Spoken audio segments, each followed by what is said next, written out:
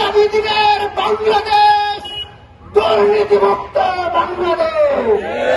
আগামী দিনের বাংলাদেশ ন্যায় ইনসাফের বাংলাদেশ। সংগ্রাম উপস্থিতি আজকে সারা দেশ জুড়ে বাংলাদেশ জামাত ইসলামী এবং দাঁড়িপাল্লা প্রতীকের গণজোয়ার দেখে একটি দুর্নীতিবাদ সংগঠন বাংলাদেশের বিভিন্ন প্রান্তে আমাদের মা বোনদেরকে বিভিন্নভাবে হেনস্থা করছে, হামলা করছে, আমাদের ভোটারদেরকে এই বাংলাদেশের বিভিন্ন জায়গা সহ চাতক উপজেলা সহ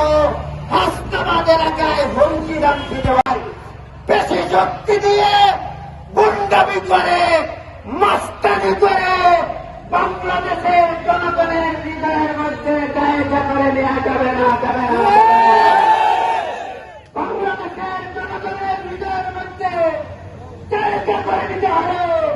মানবতার সেবা, দেশ পরিচালনায় যোগ্য অর্জনের মাধ্যমে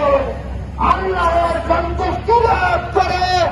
বাংলাদেশ জামাত ইসলামী যে মহান লক্ষ্যকে সামনে